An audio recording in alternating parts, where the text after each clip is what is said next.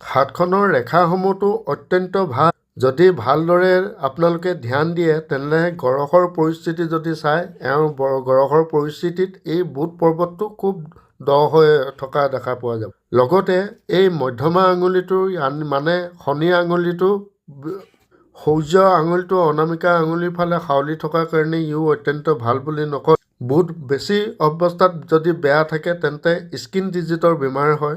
হাত দুখনৰ বাদে গাটোতো আপোনাৰ স্কিন ডিজিটৰ বেমাৰ দেখা পাব। কিন্তু ভয় কৰিবলগীয়া একো নাই, কোনো ডাঙৰ বেমাৰৰ প্ৰভাৱ নাই।